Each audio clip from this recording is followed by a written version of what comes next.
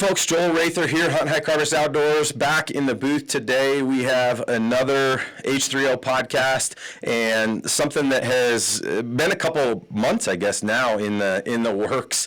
We have Sam Westfall on today. Sam is the owner, founder of Archery N Motion. We have seen a lot in terms of social media and some things like that. In fact, that's kind of how we met. We've actually never met in person, but we're going to talk a little bit about Sam. We're going to talk a little bit about his company. We've got a bunch of things this summer where we're going to get an opportunity to hang out, see his Archery Motion devices and company kind of in action, which is going to be super cool with our Western Hunt Fest and things like that. So without giving too much away, I want to introduce Sam. Sam, how are you today? I'm great, Joel. How are you, sir? I'm good, man. Other than our technical difficulties to start, which seems It's all good. it seems like it seems like we have these a lot. We're doing the "Can you hear me now" thing. I feel like a Verizon commercial, which I don't think maybe. those are. No. Yeah, exactly. So gotta love that. I had to call in tech support this morning to try and get things figured out because obviously I am not a tech savvy guy. But Sam, thank you for coming on.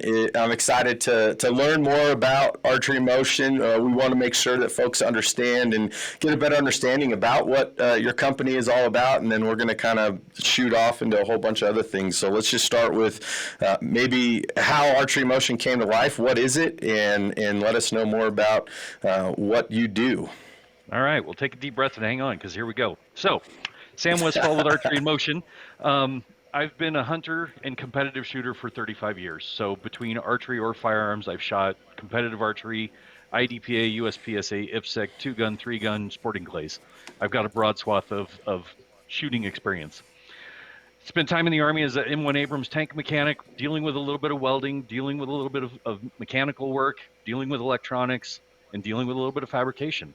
After I got discharged from the Army for medical reasons, I spent the next 22 years working in IT, so dealing with different technologies across different industries. About 3 years ago, a buddy of mine and I, we went and shot a competition here in Colorado. We got done, we went to the bar, and I said, shooting stationary targets is fun, but there's got to be a way to make a move. He goes, well, that would be cool, wouldn't it? So I grabbed a bar napkin and I started drawing. And over the next 2.5 years, I really spent some time figuring out what it would take to put anything from a squirrel target to the full-size standing Reinhardt elk on this monster. And we drew it out. I fabricated a handful of different prototype units. And after about a year of fabrication, I said, okay, it's time to start a business around this. So I started Archery N Motion, which is a moving target platform that accommodates for both 3D archery targets as well as firearms targets, whether you're shooting cardboard or steel plate. Really kind of divide and conquer, expanded that out. Now I'm going to, it starts off in April where you really start to see and see the showcase of this thing and what it's capable of. So we're going to go to the Western Hunt Expo with Brandon and the Mountain Archery Fest crew. Then I'll start hanging out with some Western Hunt Fest different events that they've got going on. Starts in Raton, New Mexico, so they'll be down there, and then we're just kind of start branching from there. Beast Mode Archery is already interested as well. TAC is already talking to me, so it's growing, and we're going to start making some shots a lot more difficult. Yeah, that's awesome. And you just kind of rattled off a bunch of friends and colleagues of ours. I know Brian out at Beast Mode and have some cool stories. In fact, Brian and I have met before in one of his previous endeavors. We're talking kind of in some similar circles with a friend of ours, common kind of friend with Jared, who owns Hunt League. And Jared and I have thrown around the crazy. Yeah, I've been throwing around the crazy idea of going out and trying to do beast mode out in Wisconsin at Tyrol Basin. And Brian's doing some really cool stuff. Obviously, Brandon with Mountain Archery Fest, his events are amazing. And then, of course, for us, Western Hunt Fest, and you and I kind of started the conversation in and around that. And as those things kind of transpired, as luck would have it, looks like you are going to be joining us. How many of the Western Hunt Fests are you planning on doing? You said Raton, which is our first one coming up in April. Are you going to be at 1, 2, 5? How many of those are you planning on being at? So I will be at Raton with them. I'll be at Palisade with them. I'll probably be at Bailey with them. I'm going to give them rental gear so that they can take out to Nevada for Reno. But yeah, I'll be at a couple of their events with them. That's awesome. I will be at 4 of them. I have some other commitments for New Mexico, which unfortunately will keep me from that, but our team will still be there. I mean, we operate the Pack Out Challenge and all that, but I'm looking forward to getting a chance to get out and try your systems and talk a little bit about more about. So we're talking about the targets themselves, right? And you kind of mentioned we're all pretty accustomed to shooting stationary targets. We're all accustomed to creating different situations, scenarios, distances, elevations, those types of things as far as like compiling and configuring different types of shots. And I think one of the things that we do at Western Hunt Fest, which is really unique compared to a lot of other 3D shoots, is that we've tried to figure out ways with which we make the shots more realistic. And by realistic, I mean you're not standing stationary very often where you're just going to go, okay, I'm going to draw back now. I'm going to just let one rip. Let me range it, whatever. And so whether you're kneeling, whether you're on uneven ground, whether you have to crawl up to a target, whether you have to hold your bow for a specific amount of time, like all of those things become much more realistic to what real life hunting scenarios would look like. And then to take that a step further, we all love the ability to, of course, have a nice broadside shot at 35 yards, which sounds great. The reality of it is sometimes they're going to be more challenging in that. And I think you've kind of taken that as the next step in that process, which is, hey, let's add an element to that. And I want to kind of dig into this a little bit because I know my head wraps around some different thoughts as far as some of this goes. But talk a little bit about like, how are the targets moving? How far are they moving? How fast are they moving? Just give us some scenarios of how all of that stuff kind of is compiled or configured. Yeah. So here we go. So I've got 2 models in production right now. I've got a third model in prototype. We'll come back to the third model. So the 2 models in production, first, small, easy, fast to set up, under 10 minutes, and easy to configure. It is 8-foot straight line movement, and you've got it's rolling at about 2.5 miles an hour. So it's a nice, easy pace that almost anybody can shoot at. Whether you're shooting trad or compound, you may or may not have to lead it depending on how far it is. The next model is a 10-footer that has a variable speed, so it'll go up to 4 miles an hour. Well, when you start talking a 1/3 Reinhardt elk at 60 yards doing 4 miles an hour, there's going to be some swearing involved, and you guys aren't going to like me much. But it's a fun shot scenario. The third model that's in Yeah. prototype right now is a self-propelled oval track monster that the battery, wireless controls, all of that's included on the cart itself, and it's doing a 26-foot oval track. So you're actually getting quartering away broadside and frontal shots as it's moving, as well as varying that distance. So you're getting distance changes in that oval track. And again, variable up to 4 miles an hour. The wireless controller for all of these goes out to 120 yards. So you can make some really interesting shots depending on the size of the target. If you think like the Reinhardt Buffalo is a Yeah. decent sized target, you throw him out at 100 yards doing 2.5 miles an hour, you're going to have to work for it a little bit. Yeah, for sure. So, I mean, that's awesome. I mean, the third generation I think is amazing, right? Because like, I think if you look back, and my mind immediately goes to, I recall there being a video, and it was back in like season 1 or season 2 of the Born and Raised guys in their Land of the Free, and there was a frontal shot, and I think they were with Corey Jacobson.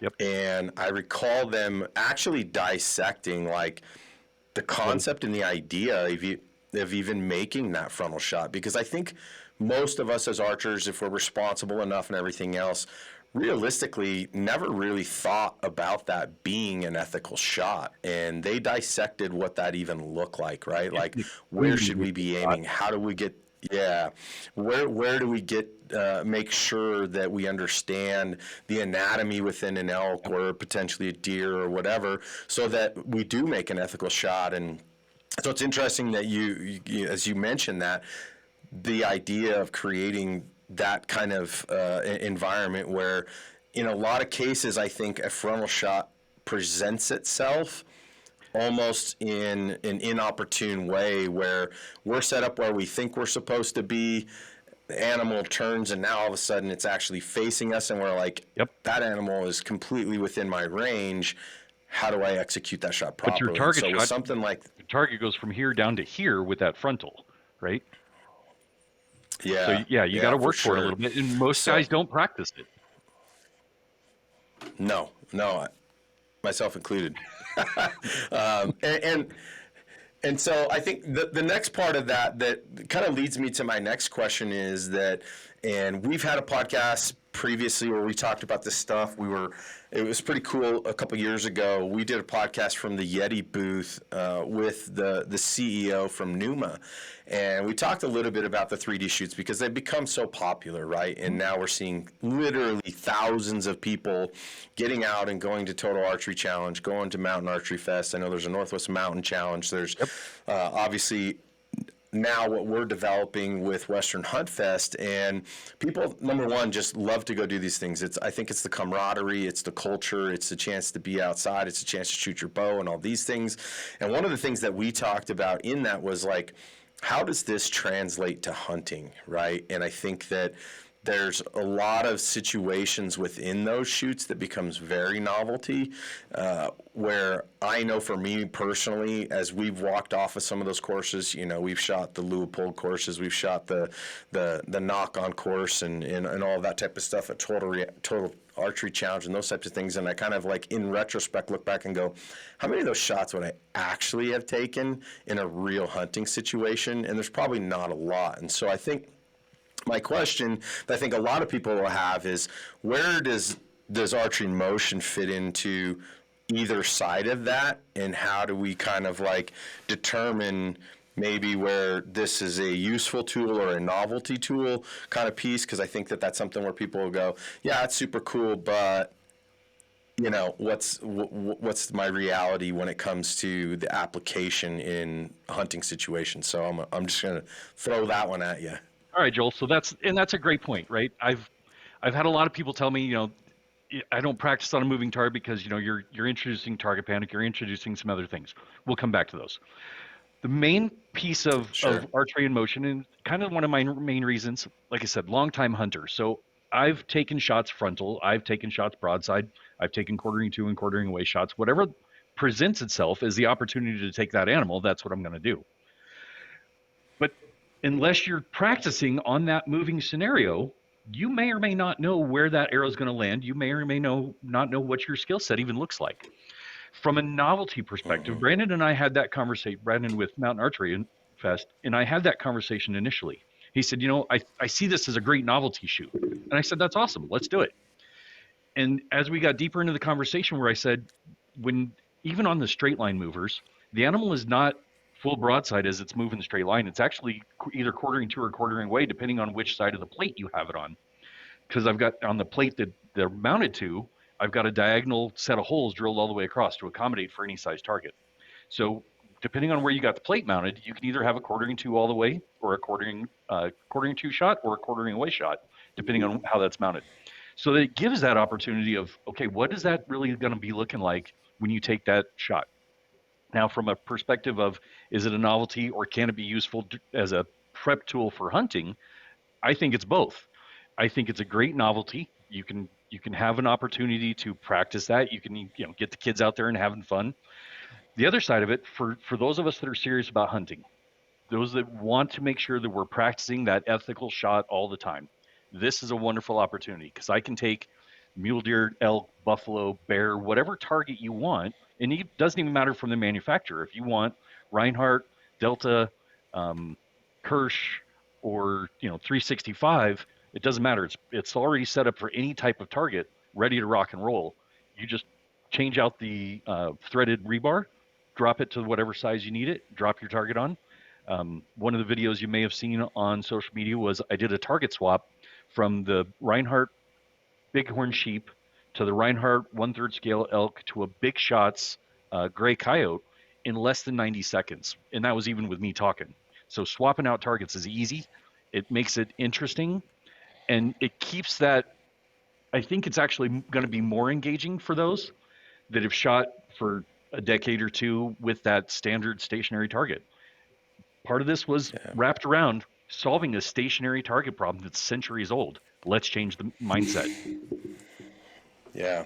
No, that's awesome. I think that the biggest thing that comes from the conversation, I think, and what becomes ultimately the driver for you is you have to have people experience it, right? I Yep. think you have to get people out there and give them a chance to actually shoot these targets, to get a feel for it. And I think that maybe the initial kind of interpretation, response, or perspective from a lot of these people is like you kind of mentioned, like target panic, right? Like I Hmm. think that even in just the thought of something moving and doing a shot of this nature immediately creates like this apprehension, like, oh man, I don't know if I can do that, right? That's And exactly it. which I think is natural, right? Because I think my first reaction to that is like, oh boy, like I have a hard enough time shooting like a non-stationary, or shooting only stationary targets. So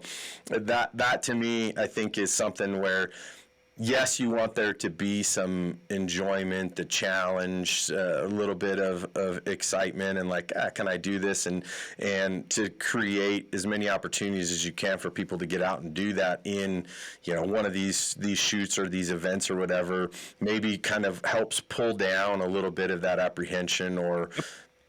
So, maybe the insecurity of doing it. Yeah. and you're spot on, right? I took it to ASA event here in Colorado Springs for 2 months in a row. About 140 shooters, maybe 150 between the 2 months. And it was a 3D ASA shoot. And they said, "Hey, look, because it's a moving target, that goes against ASA rules, so we can't score it accordingly because it's a different mindset." Cool. Right. But they said, "So what we will do is, if the shooter wants to shoot it while it's in motion, we'll give an extra 2 points. That way, regardless of kind of where they hit, they have that opportunity to score up." And of the 140 some people that shot it, I would say probably 30 went, I don't know if I can do this, because it was out there at 25 yards. It was smaller targets, really small circles. But I will say, when it was all said and done, the range, the ASA uh, guys, ambassadors that were hosting that event, had wonderful feedback from everybody that shot it, to the point where they said, A, we want you back after the first month for the second month. B, we want you back in the end of March for the third round of the event. So it does change that mindset. But you're right. Folks look at that and go, I don't know if I can do this. You just have to throw an arrow at it and see where it lands. When I was Yeah. doing demo units and product testing, I had it at the Air Force Academy range, handful of different days, and probably 4 to 5 hours per day. And I'd set it up and just invite people to come shoot it. Hey, I want your feedback. So whether you can shoot one arrow or 30 arrows, I'd love to get your feedback. Okay, okay. And I've had several people that, while it was out there, Sam, I only got time for one arrow. That's fine. Just shoot your one arrow. Just I'd love to get that feedback after one arrow. That same individual 30 arrows later walked away and said, okay, that's really cool. That's a lot of fun. So it is Yeah. addicting. And I spent all of For last sure. year practicing on it and really product testing from my own perspective. If I can't break it, I can almost guarantee that nobody else can. I put Right. it through the rigor. But I spent most of last year shooting at it and shooting those moving targets, from a raccoon all the way to a Bigfoot, different bear targets, deer targets, whatever. And my shot process improved throughout the course of the year. The mule deer that I dropped in September last year, 55 yards out, took a step as I was getting ready to release the arrow, and I heart shot at her, and she dropped 20 feet later. So it really does help perform that, or improve that process, and improve your shots. Yeah. So that was gonna be my next thing is in your experiences, and you kind of already answered that, but if I think about it from the perspective of the traditional shooter who is accustomed to shooting stationary, who probably by fault shoots flat-footed, and Yep. they knock an arrow and they shoot, and then they knock another one and they shoot, right, and you get into these kind of habitual shooting kind of scenarios where you're just really stagnant, right? And we incorporate something like this where you start shooting this target that's moving a little bit, and you start to get a little bit more comfortable with that. When you turn back around now and you say, okay, let's go back to a traditional setting, a non-moving target, and everything else, have you seen, or you have, I think, but have you seen other people say this has actually really improved my shooting overall, Yep. in terms of being able to go back to more of a stationary environment, and now my confidence maybe is better? What's your experiences with that? So mine's on the probably on a extreme end because I shoot this thing probably 3 times a week, and so I get that experience. I've got another buddy of mine that he's got property up in his place, so I can take it up to his property. We set it up, we shoot it, and he's got 4 decades of archery experience, and even his shot process and his accuracy has improved in just the last year of him playing with this as well. So it's, I would say, grand scale, those that go from traditional static targets to a dynamic moving target and then back will see an improvement not only in their process but in where that arrow lands.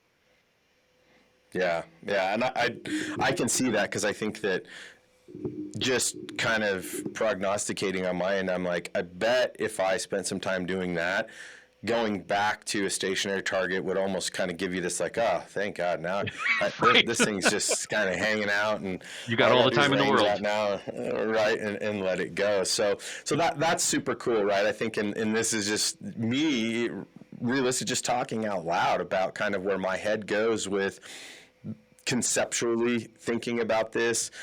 How is it useful, helpful? Would it, improve my shooting? Is it something that's just fun? Is it both?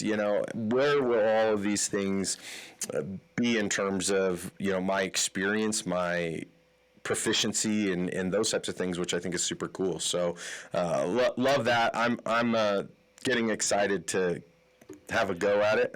Yeah, and the other side of it, for those ranges that are looking at getting it, and even the different events that are looking at getting it right, I think they're going to see a higher engagement in participants just because they have something new, unique, different, and something that brings them to the table, right?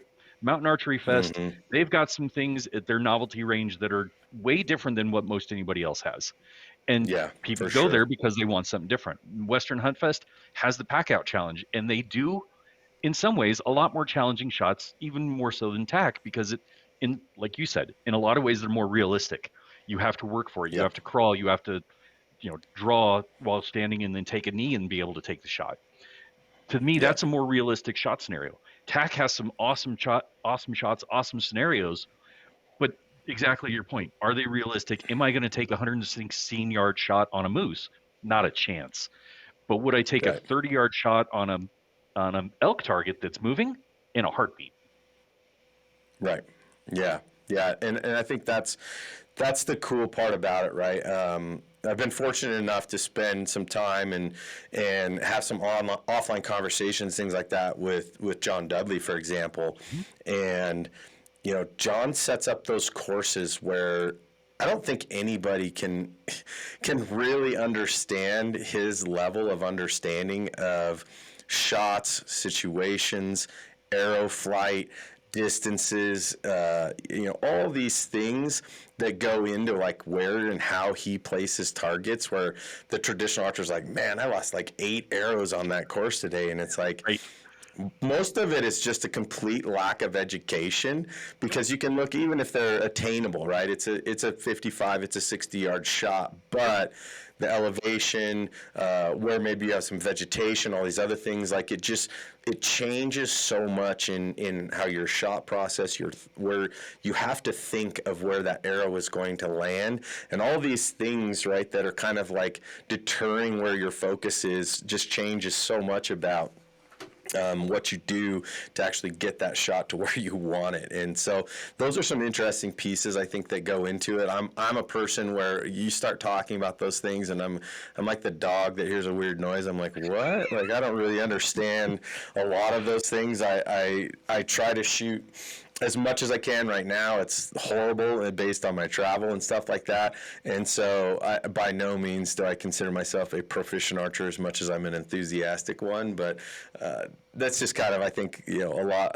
of us have probably some similar feel towards that. But talk a little bit about, you kind of started mentioning a little bit about using your systems in a firearm setting. You Yeah. have, as you mentioned, a really extensive background in competitive shooting yourself. We've done a bunch of stuff with our partners and friends over at Mantis with like their dry firing systems and a bunch of those things, which has been huge for me. I'm not a guy who has enough time or availability to get out and do a ton of range time and things like that. But I've watched and seen, we had a former employee that was a competitive shooter, and an understanding of, right, like 3-gun and all these different types of situations and scenarios as far as competitive shooters go. Do you think, number one, you know, I know you mentioned doing ASA and having opportunity to put in front of those folks and seeing some good feedback, but were you utilizing that system in more of a firearms situation? Because I think it becomes really interesting when you obviously include high-speed projectiles that we have to have a pretty different environment to be able to let those things go downrange. So when you look at like a IDPA, USPSA, or IPSC type scenario where you're typically shooting cardboard human silhouette targets, the mover's Right. designed, it's already, again, pre-drilled holes. It's already designed to accommodate for that target stand. You just drop the wood stakes in it and you staple clamp your cardboard target to it. You can either have it moving directly at you, you can have it moving side to side, you can have it moving diagonal, it doesn't matter. For those that shoot the IDPA, USPSA, and IPSC type scenarios where you're typically shooting at those static targets, yeah, you can plan for that. But when you've got a human silhouette cardboard target moving at you, and you've got to take that step either forward or backward to move, be aggressive with it, and take the step towards it, or take the defensive stance and take a step back to shoot it, that's a whole different scenario for a lot of those folks that Right. aren't used to shooting that type. For those that are military or law enforcement, even tactical, they understand that. Yeah. There's a group up in northeast Colorado, tactical training group, that is getting ready to spin up an indoor shoot house. And I had a conversation with him. He said, I can see whereas they're doing their room clearing scenarios, where as they come around a corner and you've got that moving target that's 2 feet from you, you have to react. And Yeah. that really changes that tactical training scenario. From a steel plate, now you've got a lot of fun with it, right? Everybody loves to shoot steel plate because you love to hear that ping on the tail end, and it's reactive and it's instant Sure. gratification, right? So if you take that steel plate, again, move it out there, moving towards you, moving side to side at 100 yards, especially in a scenario where it's, you take a little 2D elk or 2D deer target, now you're working for it. Even the human silhouette plates, the AR 500 human silhouette plates, you can put it out there at some distance, you can get some shots on it, and you get that instant reaction. Things like a steel plate challenge, where they're used to just knocking a steel plate off of a panel for instant gratification or instant notification that you've hit it. It's that same thing Yeah. with the mover, but now that changes the scenario of, I've got to practice at a moving target rather than just shooting at something that's stationary. Last I checked, any type of dangerous scenario, whether it's combat or whether it's law enforcement, people shoot back and people move, and they don't just stand there. Yeah. Yeah, 100%. And kind of as you were beginning that conversation, and we talked about this just a little bit offline with my involvement in the tactical community.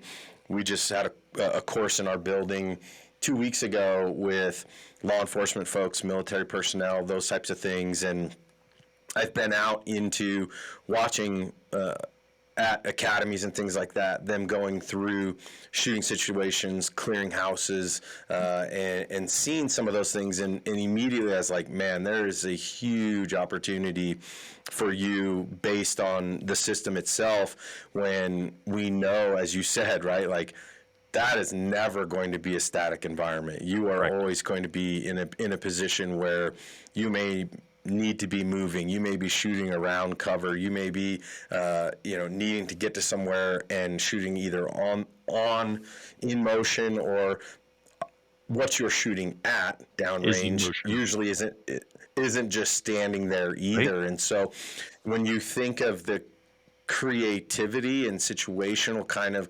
capabilities from that perspective, there seems like there's just a massive capacity for what your system could do in those settings, for sure, military as well. Yep. And we talk with folks all the time in that regard. And number one, I'm astounded because some of our law enforcement folks, and this is not a knock on them because I have a massive amount of respect, they just are not shooting and doing enough range time. I We would have agree. folks that are, they're in positions where they're like, oh yeah, we just have to, qual on our firearms once a year, and I'm like, whoa, like Yeah, you've got that's IDPA and USPSA crazy. shooters that shoot every other weekend. Yeah, They're so constantly out that's there. kind of. Yeah, so that's kind of crazy to me. That's, I think, a little bit of a different conversation. But when you think about creating a dynamic environment where you and I probably have missed an animal or two or more. I know I have, and you kind of go like, ah, man, that sucks, right? Like, and you have these like Those heartbreaking are some of the moments, but worst. yeah, right. But then you get into the context of talking in a tactical setting where you're talking military, law enforcement, or and some of our people that are in kind of special units and things like that that have to do with serving and protecting, if you will. Those are completely different situations of Right. misses, or what the stakes are when you're also potentially being targeted. And Correct. so I think that when you think about the heightened response, and then we talk a lot about, it goes back into archery as well, right? Like the inoculation component of some of these things where you go, man, I know if I have a heightened sense of anxiety, heart rate response, all these other things to situations and scenarios, that my shooting proficiency, focus level, finite motor control, all these other things that go along with that become so critical. And yeah, Yeah. So it's kind of back to that point, right? We talked about that human silhouette cardboard target moving at you. So think about the standing Reinhardt bear target, right? It's already claws up, it's already mouth aggressive, right. right? You can put that on the mover and have it moving towards you in an event. Well, that's going to be a different scenario for those that aren't ready for it. And while it's Yeah, not an aggressive bear, but it does give you an opportunity to practice on that aggressive bear before you drop your elk and you're harvesting that out and that bear walks up on you. yeah. It's I don't know if you've ever seen. There's I think it's either Clay Newcomb or somebody like that did a really cool. It might be on YouTube, and it may be a Meat Eater thing. I don't remember. And they did kind of a little bit of some market research on bear encounters and bear attacks, and they looked at what's the average speed of a bear, all of these types of things. And so as you're saying that, they did a thing where they actually had a bear on some type of device and moved it at what would be a similar, or it was actually like half of the speed of what a bear can move at, Yep. and put him in a position where he was actually trying to draw his sidearm, and said, okay, all of a sudden you hear bear, bear, bear, bear, bear, and he had to try and pull his sidearm up and hit that target, and it was moving at half the speed, and it was on him so fast that he barely got a shot off, let alone landed Accurate, a right? shot accurate on that bear. So it's like you think about those situations, and I think a lot of times us as hunters, myself included, like I look at those situations and go like, huh. Well, that's kind of scary. Like, I mean, Right. I'm in Colorado, which thankfully we don't have grizzly bears, allegedly, and we now have some other predators, which we won't get into that conversation Yeah. today. But I've been in, we've had bear encounters. I've been in one situation where I had a mom and two cubs, and she was not happy we were there. She kind of paralleled us, false charged us, that type of thing. And you kind of go, how equipped am I for a situation like that? Yep. It's a humbling Right? experience when it happens. Yeah. So, thinking about that, where I think if you have folks that get kind of serious about that, you have the ability to create scenarios like that. I don't think the stakes are always going to be a little bit different in real life, but at least we But talk about drilling, we talk about practice, we talk about intentional practice and some of those types of things. You are at least providing an opportunity for people correct. to be more prepared, right? And if you at least have the mechanics of some of those things in hand, you have a better idea of like what that feels like, right? Because having something moving at you in that situation, that target and where you need to shoot is evolving every single millisecond, right? Correct. Yep. And so I've got a video where I've got a standing bear target on the mover, and I've got a deer target laying down in front of me. And I did just exactly that practice scenario. I've got an arrow Oh nocked, wow. so I've got the bow sitting next to me, and I've got my hands on the deer, and I said, okay, three, two, one, grab the bow, hit my release, hit the button on the wireless controller, draw, and by then that bear had already covered 3 feet on its way to me. So as Yeah. you're dealing with varying distances like that, that's a whole different reaction to than just that stationary target. Yeah, 100%. That, yeah, I think stuff like that would be a lot of fun. And, maybe even something where you think about, and maybe you have, I don't know, in some of these events, right? Like, hey, this is a bear charge drill, right? We talk about realistic situations and things like that. I would love to see how that would go out at Western See? Hunt Fest, Right. right? Where you go, hey, yeah, this is cool. Yeah, shoot the elk moving across, and then go. If you want to step your game up, let's move over to station 2 over here where we have a Right. bear charge. Can you put one on that bear coming How at you? You got to start with your hands down, right? That type of thing, Yep. and see if you can get one on the target before it gets to you, right? So my buddies and I have tested on the 8 foot mover. I can almost between pushing the button myself because again, it's for a single operator to use it, right? So I can push the button Yeah, myself, grab that release, draw, and let one arrow fly, and I can within a fraction of a second get that second arrow off. On the 10 foot mover, yeah, I can get 2 arrows out in a blink without a problem. I did a train to hunt event 2018 here in Colorado, and they had a challenge where it was take 2 shots in under 12 seconds. That's yeah. fast to get 2 arrows off. Yeah, for sure, for sure. No, I knew Brian was part of Train to Hunt back Mhm. in the day, and him and gosh, I'm totally drawing a blank on his partner at the time, but that was kind of my first introduction into some of these types of events, and Same.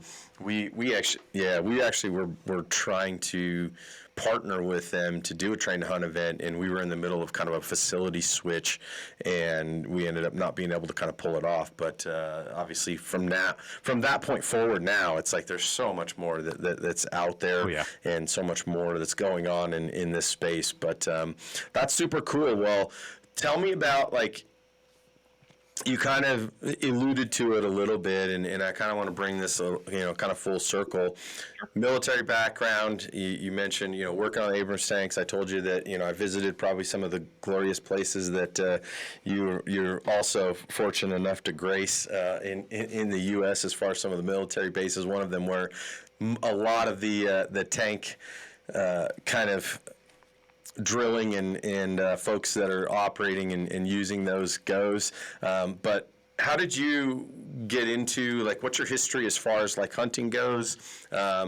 We talked a little bit about how we see so many folks that are in the military that kind of just have this natural progression into hunting. Like, which was it the chicken before the egg type situation for you? Like, how did all that stuff go, and how did you get so kind of involved in the outdoors part? Was just go through that for us. Sure. So I grew up in Colorado. Technically, I grew up east of Boulder. So I've hunted in Colorado most of my life. Started at age 12 hunting pronghorn with a rifle, got into mule deer, got into elk, um, worked my time up through the military. Military first post was out in Fort Knox, Kentucky. And so they've got a ton of whitetail out there. And so Yeah, during their seasons, I would go hunt with a rifle and drop some whitetail each year.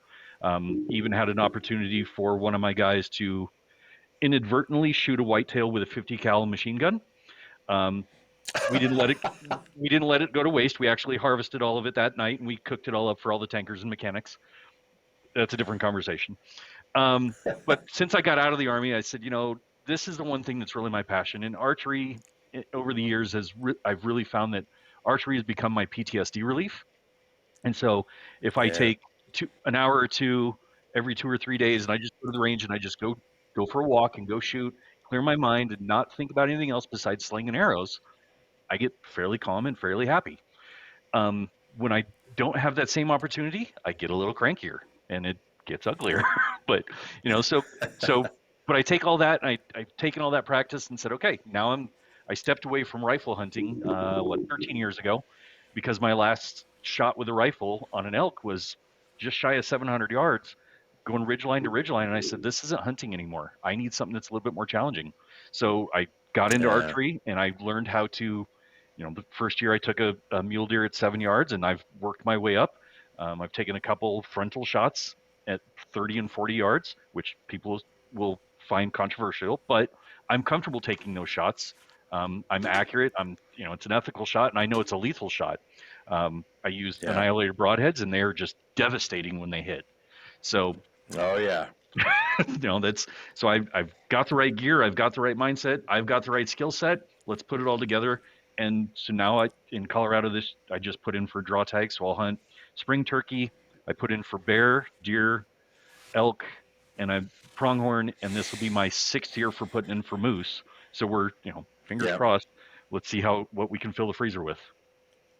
Yeah, well, it sounds like you're going to have lots of opportunities, and more importantly, you're going to get lots of that stress relief time because you're going to be, Absolutely. if you draw all those tags, you better clear your schedule because Oh yeah, you got a lot. yeah. You I got, take you most got of a September lot off. of. Well, that's what I try to do, and I've slowly but surely found ways to be able to do that. Last year was a little bit of an exception to that.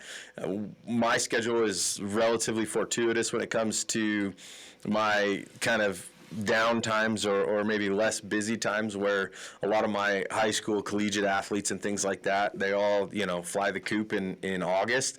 And a few, probably 4 to 5 years ago, I just kind of decided, I'm like, I'm going to make myself a little more scarce in September, Yeah, and when I have the ability to do that, that's what we've started to do. So that's super cool. I think that especially just like you said, thinking about some of those things, as you qualified a lot in terms of when you said that you shot 700 yards ridge to ridge, and then when you said, I've shot some frontal shots, I'm like, sounds like you're pretty qualified to make those shots. And I think that's something that for me as well, kind of self-admittingly saying like, man, I should and need to shoot a lot more. I think in the summertime, I try to get 1,000 arrows in kind of preparation for September and that type of thing. Which some people probably go like 1,000 arrows. I shoot 1,000 arrows every month, or something like that. that's what I Which was about to is say.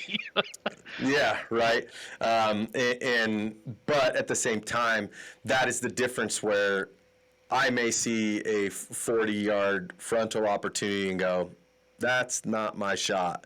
Yeah, And I would much rather walk away from that shot. Whereas you say, I do shoot 1,000 arrows a month, and I know I'm capable of that shot. And I think this becomes a different conversation, which is, going back to our conversation about like Total Archery Challenge. And I think that obviously there's so much good in getting people out and doing those events and being around that community and the culture and the excitement, because there's just so much positivity that we've experienced at those events.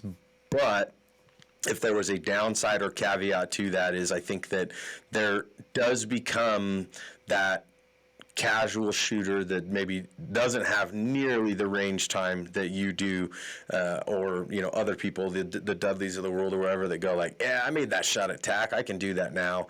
And I think that there has to become some real responsibility behind us as hunters to say like, absolutely. if you don't know the difference between those two, there's nothing worse. And it does happen. We know that it happens even with rifles and things like that, where we, take a shot that we feel like we're capable of making. It's within what our comfort level is, and things just don't go right. And we had that happen a couple of years ago with a deer, and it was a very, very ethical shot. Have it on film, and thought that it was a done deal. Had a good deer, mule deer, and guess what? Never found him. And Yeah, it's one of those things where we have to have some of that responsibility. And so I think, as you kind of mentioned, it's like your amount of time behind the trigger, behind, know what the you're release and capable all of. that stuff is understanding that for sure. So And to yeah, that point, that's awesome. also, as I've started Archery N Motion, as I got deeper into it, one of the things that I I was doing it for a pitch competition, but one of the things that I got into looking at was roughly 300,000 big game animals are non-fatally wounded each year across the U.S. Why? Predominant lack of practice on moving targets. Wow, So that's really interesting. That should be on your webpage somewhere. it is, as a matter of fact. Yeah, is it? I Yep. looked at it this morning, and I was kind of checking over a bunch of stuff on there, but that's a phenomenal, unfortunate statistic, and hugely supports what Archery Motion is all about, which I think is super super cool. So, Yep. well, what else can we share with people that gets them more excited about this? Where you mentioned you're going to be at Western Hunt Fest, which is coming up April 19th, I believe. Correct. Yep. Is when that event is 19th and 20th. That'll be down in Raton, New Mexico. You mentioned Mountain Archery Fest and some other things, just to let people know like where they can find you, and then as Yeah. well as like where can they find you online, because I think it's important, as we try and help people grow their audience, get people to understand more of what you're about and all that type of stuff. Just let people know where they can find Archery in Motion. Absolutely. So we'll start with my. It's really going to be jumping into eyeball deep with Western Hunt Expo. Almost had that backwards. So Western Hunt Expo is the first weekend in April here in Colorado. Um, I'm going to be Yep. up there with the Mountain Archery Fest crew. They've invited me to come up and be part of their little booth area. So we'll have the mover in there. People get a chance to shoot it. So I don't know if you're bringing bows or if they have rental stuff that they're going to offer up, but yeah, the opportunity to shoot it there. Raton, New Mexico, the next weekend, down with Western Hunt Fest. That'll be a fun event because we're going to have a couple different movers out there for people to play with. I think one's going to be on the practice and one going to be on the course. So be ready for that. And if you've not shot a moving target, take a deep breath because here we go. From there, Yeah. like I said, I'm going to try to make it up to Brian with Beast Mode Archery sometime throughout this year for one of his events. I'm going to try to make it up to TAC South Dakota, I think, for their event. So we'll have a couple different opportunities, but overall, all of our social media is the same. So Archery, the letter N Motion. Website is the same, archerynmotion.com. So jump out there, jump online, check us out. There's plenty of videos to kind of really showcase what it is and what it's capable of doing. You Yeah. got a few videos of me talking, which whether you want to listen to me or not is up to you. But it's always an opportunity, right? Yeah. I just did a video a couple days ago that talked about shooting up close-up targets, not just stationary, but how that understanding of shooting close-up distance, whether that's 5 to 10 yards or even 3 to 5 yards, and which pin you should be using in order to get that accurate shot. So, like you said, it's a lot of time behind the release, a lot of time behind a firearm. So, I can help with Right. a lot of that. Yeah, that's super cool. Well, as you were kind of mentioning that, I was thinking to myself, we'll be at the Mile High Expo coming up in April. We'll be with the guys at Western Hunt Fest. I know we've got kind of a part in, obviously, we tell people more about the Pack Out Challenge. Yeah. I think Guy and Jeff are Guy going and to be Jeff part of some awesome. are going to be part of the some of the elk calling that's going to go on at the event. So I'm looking forward to that. We'll get a chance to meet face to face, and we can talk shop a little bit. And I know we're putting together something. We're going to try and have a little event pre-expo on Saturday at our place, because we're only about 15 minutes away from where the Gaylord is, and so we're going to try and do a little fitness thing at our place on Saturday morning. We're going to get that out to some folks. We've got some cool things that we're going to try and incorporate with that, but definitely look forward to meeting you. Definitely look forward to shooting some of these targets. Make sure we'll provide all the links and everything that Sam mentioned. We'll provide those in the show notes and all that stuff. Go out and follow Sam. Go out and get to some of these events. And it's super cool that you're going to hit a bunch of these, which obviously gives a lot of folks plenty of opportunities to experience what Archery in Motion is all about. I know I'm looking forward to embarrassing myself and trying to shoot some of these early on. And you're close enough that maybe I'll schedule some times we can come That's down fine and too. shoot with you or something. I would be more than happy to meet up with you. Be easy. Yeah, that would be great because it sounds to me like I meet folks like yourself that have so much more of a proficiency in shooting, and shooting is the broad term of that, which Yep. is handguns, long rifles, all these things. Like I've hiked 700 yards, but I've never even thought about shooting 700 yards in my life, Yeah. and so those are things to me where like I see people do those things, and I'm like, I don't know the first thing about that. And to your point, I'm the other way around, where because my lack of proficiency in handling long rifles, I grew up in upland waterfowling, those types of things, where a shotgun was virtually the main firearm that I used growing up. That I yielded almost entirely towards archery for similar but completely different reasons, Right. because of wanting, number one, the challenge, and number two, just September is just impossible for me to beat in terms of the experience and the time of year. And so I don't rifle on a whole lot more anymore either. I think for me, we've talked about doing a cow hunt this year or something like that, just because if I don't manage to fill a tag in September, then I just am You've looking got to enough. put meat Yep. in the freezer Yeah, absolutely. in later on in the year. So, but that's super cool. So, Last year was, like I said, it was the mule deer with a bow. I took turkey at 37 yards on the move with a bow, and then I took a grouse with a bow as well.